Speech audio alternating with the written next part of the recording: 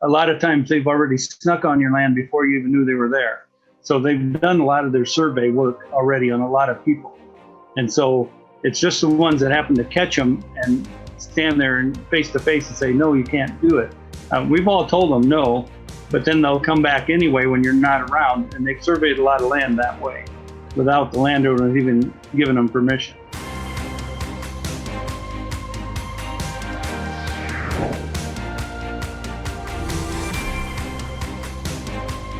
Hi everyone, Rebecca Terrell with the New American Magazine. Two guests are joining me today from their farm in Butler and Grundy counties, Iowa. Ted and Kim Junker are here to tell us about their ongoing battle to defend that farm.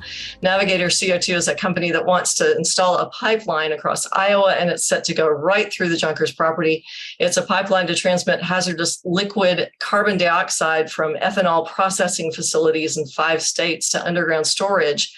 And Navigator is heavily subsidized with federal taxpayer dollars for the project. Interestingly, one of its biggest investors is Larry Fink's BlackRock, but even worse, Navigator is threatening to invoke eminent domain to gain access and permanent control over the land around this pipeline. So that means this is an issue that concerns all Americans because it concerns our private property rights. Kim and Ted, I know that you have had a busy day because it's harvest season, and thank you for taking time at the end of your very busy day to talk with us about this. It's something that we don't often think about, but Americans rely on products from our farmers in their everyday lives. And so let's start by talking about your farm. Can you tell us about it and what crops you grow and how long you've had your farm? We've been farming for probably 30 years, maybe a little bit more. And we primarily grow corn and soybeans for the ethanol market, the refineries to produce ethanol. We sell corn there, and we also sell it to feed grinders, feed facilities, and the soybeans go for protein meal, and so that's mainly what we do. Well, and tell me how you first heard about the pipeline. What was your reaction? Well, I first probably heard about it over a year ago. Some friends of mine were talking about it from Illinois on Facebook. And I was kind of just reading some of the comments. And so that's kind of when I first got my first inkling about what was going on. And from there, I just kept doing more research. And then I found out that there was a carbon sequestration task force that Governor Reynolds was putting together here in Iowa, and started learning more about it through that, about it. So yeah, that's pretty much how I found out. And what is I know that the farmers have told me that this is very destructive. It's not just like laying tile plow where you can come back over it and plant and have productive crops. No, it's a pretty major thing that goes across your land when they remove the topsoil and put a pipeline in and then try and put it all back the way it was. It doesn't work that way. And you mentioned tile lines and stuff. It will destroy a lot of tile lines, which a lot of Iowa is pattern tiled anymore today. And once you disturb that, you can't put it back. And even the topsoil, it will never be the same. There's pipelines that have been in for years and years. And if you look on aerial maps, you can still track them across the field during the growing season. Right. And they don't talk about that, how they're, like, for instance, you have tile, you say that y'all have laid tile, and that helps with the irrigation and drainage of the property. And once you dig that up, the system's broken. So people don't understand. They see these pictures of pipeline being put in, and they think, oh, what's the problem? There's a lot to it. So now I read last month that Navigator is suing 2 couples in Butler County because they won't give the company access to their property. Are y'all involved in those lawsuits, or do you know who is? Do you know anything about those? Yeah, I know both parties that are involved in the lawsuit, and so I've talked to them, and I know who they are, and so we're just kind of waiting to see. I guess Navigator now has put a continuance on those lawsuits. They had the one in Woodbury County, with the Hulses, and the judge ruled in favor of Bill and Vicky Hulse. Yes. And so I think that's kind of put a little bit of a monkey wrench in Navigator and Summit's plans. So we'll see what happens. I spoke with Brian Jordy of Domino Law Group, who is representing them, and many others across all 5 states, he told me.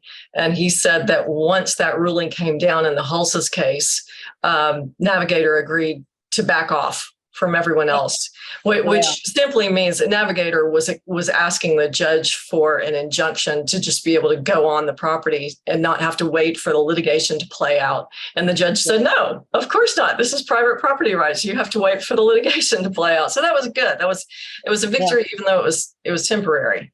Right. So let me ask you this.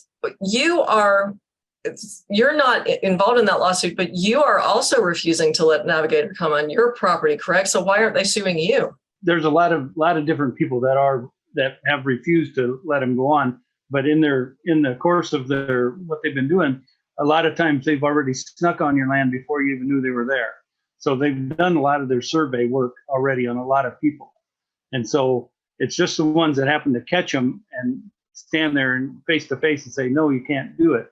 We've all told them no, but then they'll come back anyway when you're not around, and they've surveyed a lot of land that way without the landowner even giving them permission. Yeah, they're being quite sneaky that way.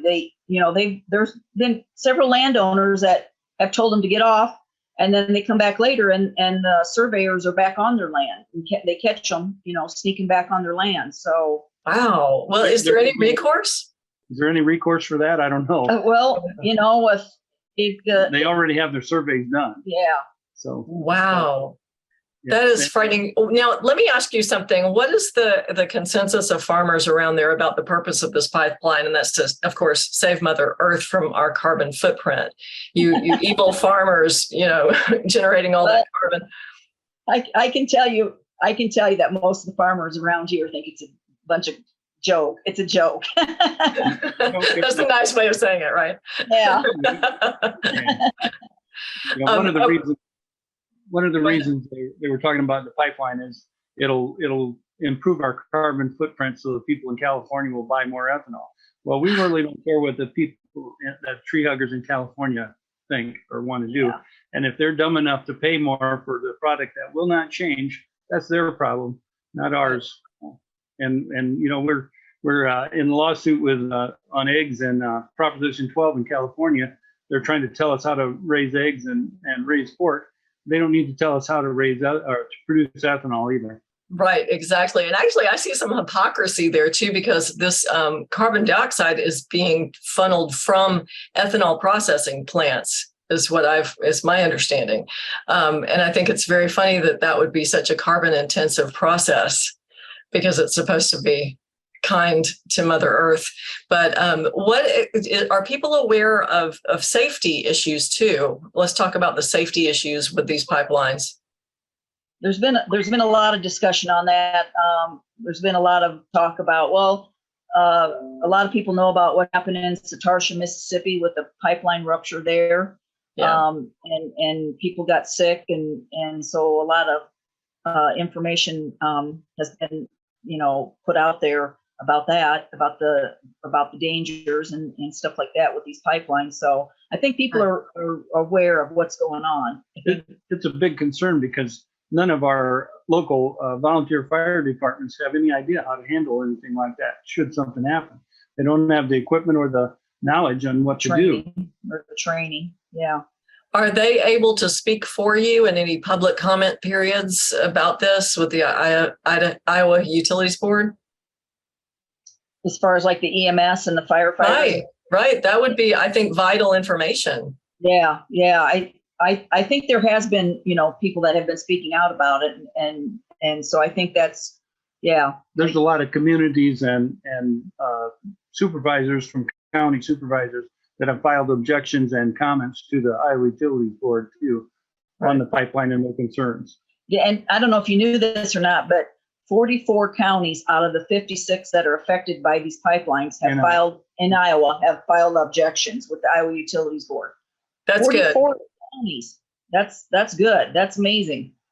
But Yeah. and that should really tell you, right, just not in numbers alone, Yeah. that this is no And good. not only county board of supervisors, but there's been quite a few towns that have filed objections. So yeah, that should tell the legislators something too. Absolutely. And, talking about numbers as well, do you think the pipeline contractors would be interested in this pipeline if there were not government subsidies involved? No, some of the informational meetings, the people in the audience have come right out and asked, like Navigator, would you be building it if it wasn't for the subsidies? They give a rather long answer, but the short answer is no, they would not. They would Right. not build it Wow. without subsidies. Boy, that's telling too, because that's all Yes. part of this, Biden's Build Back Better. Yeah. It's Orwellian, absolutely Orwellian. Let me ask you, what is the awareness out there that property rights advocates are warning that these pipelines fit right in step with the United Nations Agenda 21 and Agenda 2030 goals, which are, energy poverty and removal of private property rights, food insecurity, and we're seeing all those things happening right now. Do you find that there's an awareness of this being part of that bigger plan? I do. I actually, I think more people are finding it out. I meet with a group of ladies. We talk about that all the time. I mean, we talk about stuff that's happening and we talk about prepping, with food and things like that. We talk about energy, what we're going to do in case of brownouts, blackouts, these type of things. I mean, I think at least this group of ladies that I hang out with, we're looking at it. We're getting ready. I think for the most part, a lot of people aren't aware of that yet, but it is gaining traction. I know that there are a lot of people who would probably listen to our conversation and think, well, I wish them well, and I hope they do well and get their way with the pipeline. But I don't think people understand how much this affects every single one of us. Yep. Private property rights are fundamental. And if they do this to you, what's keeping them from tomorrow showing up on my doorstep and doing the same thing to me? So what would you say to the average American? How can the average American right now help out with this situation? Knowledge. I mean, knowledge is key. I would say, research this stuff. Start learning. Don't take it for granted.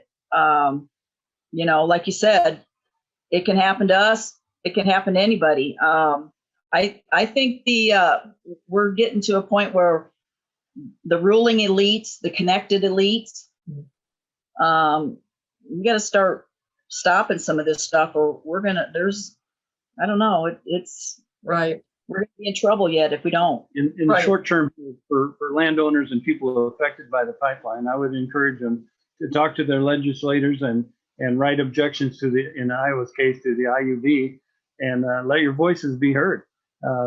Write letters to the editor, talk to your neighbors and tell them it's not a done deal yet. It's still in the hands of the landowners. If they don't sign easements, this won't happen.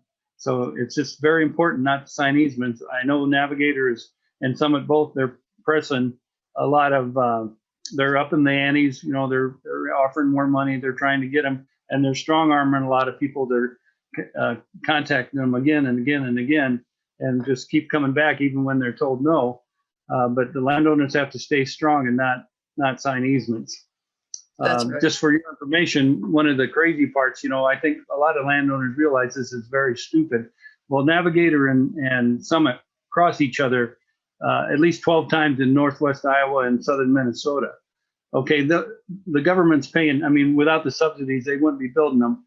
But here we are, those two going after the same product, taking it two different places, and they cross each other. That makes a lot of sense. Right. It's nuts.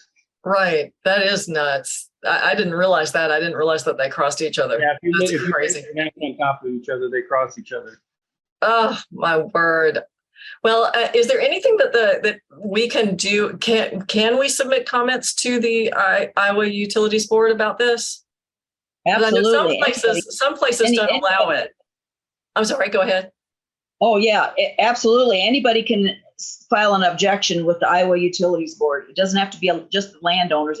Anybody can. Anybody can file an objection with the Iowa Utilities Board.